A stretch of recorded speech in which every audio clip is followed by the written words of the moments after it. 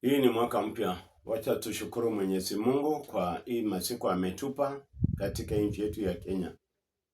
Tunataka kukemea mambo yote ambayo yametendeka, ya vifo, ya accident, itoke kwa jina la Yesu. Na pia huu mwaka mpya tunataka Mungu atufunulie mambo mazuri, maisha mazuri, mawazo mazuri, ujenzi mzuri, maendeleo nzuri, tupate mvua, wanyama yetu waweze kunenepa na tupate chakula ya kutosha upande zote za Kenya. Jambo ya pili, tukumbuke kuna watoto yatima. Msasi mmoja alikufa, akabaki na mmoja na hana uwezo. Wote walikufa, wakabaki wakiwa watoto. Wengine walienda kwa mashangazi, wengine walienda kwa wajomba, lakini yale mateso wanapata mahali pale ni mateso makubwa ambayo haifai kurudia. Jamani, tukumbuke, wewe ukiwa na uwezo na uko na mtoto ya dada yako, ya mjomba yako aliyefariki kwa bahati mbaya na akabaki, hao watoto tusihangaishe. Hawa ndio wakati sisi tuko kwenye meza tukikula, hawa ndio tunawakimbiza. Fanya hii. Wakati yako wamekula umemaliza, yeye nataka kuanza, unamwambia kuja toa hii vyombo. Nafikiri jambo hiyo ndio nataka kuomba sisi kama wandugu wa Kenya.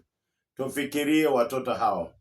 Hao watoto hubaitika katika maisha zijazo, katika kukua kwao. Ninakumbuka kuna story niliwaambia kwamba kuna watoto waliteseka kwa msasi fulani kwa ajili ya mama mdogo. Na pia kuna mwingine aliteseka akiwa kwa shangazi wake, hangeweza kusomesha. Kuna wengine walihangaishwa wakiwa kwa wajomba wao. Lakini Mwenyezi Mungu alileta sponsorship kutoka mahali, akawasupport, wakasoma, wakafaulu, wakaenda college, leo wako kazi. Wale wasasi waliokuwa wanawatendea matendo machafu, leo ndio wanakimbia wakiwapigia makoti kwamba sasa nyumbani tuko hivi. Lakini wakati ule yeye aliona kama hawa watoto hawatakuwa na chochote. Ni kama maisha yao iliisha. Kiumbe cha Mungu wakati unapoteza ina faida yake. Wewe unaweka watoto ya wenzako na wamesoma, unaweka wanakuwa wa kupiga pasi wako. Hawa ndio wanapeleka maji ya mume wako kwa bafu. Hawa ndio wanapeleka maji ya mama kwa bafu. Hawa ndio wanapeleka maji ya watoto wako kwa bafu. Na hawezi kukua na time ya kukaa. Na hawezi kukaa katika kiti mzuri. Yeye ni wakusunguswa, yani roho yako hata unapokaa na wao imesinyika. Sasa nyinyi dada jamani, si tufikirie watoto hawa ambayo umezaa. Ni mtoto kama yule. Umweke vizuri kama ule wako. Na wakati ule atakapooleka, yeye ndio atasema mama yangu ni fulani. Na kuna watu wengi tu wamekula mali ya watoto kama hao kwa sababu ya kuwasaidia na kuwalea kama watoto wao. Kabla sijasahau, kuna till number ilikuwa nimeweka pale.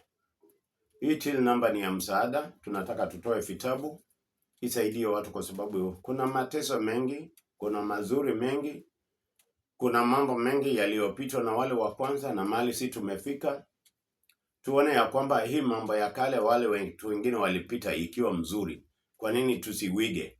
Kama kuna mambo mabaya yalipita wakati ule na sasa hivi, kwa nini sisi tusigeuze tuende kwa njia mzuri?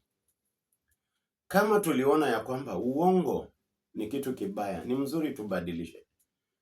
Kuna tu mambo mengi ya kuweza kutoa na kusaidia sisi kama Wakenya na kusaidia walimwengu. Nilisema mwanzo ni mzuri tuelewe hao watoto wanaokula hizo nini ya ugali ya kifiria. Watu wamenao naye mikono alafu yeye anaenda na kulia huko kando. Sisi wengine pia tumepitia mambo kama hiyo. Kwa hivyo nakumbuka kwamba kuna hiyo jambo. Ninaposema kuna hiyo jambo. Hatukuweza kuwekwa vizuri na familia wale walikuwa wamebaki hai. Sisi tulihangaika.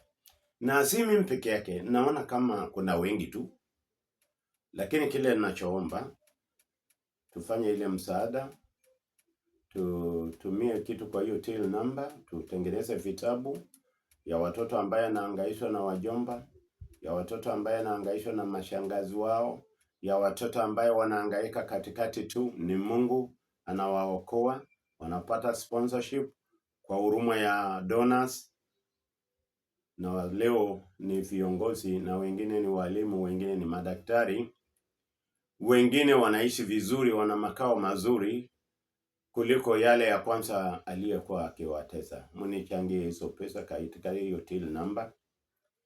Mimi tu maombi iko kubwa ambaye nataka kuwaletea story ya kutosha, na ni clear, ile story safi.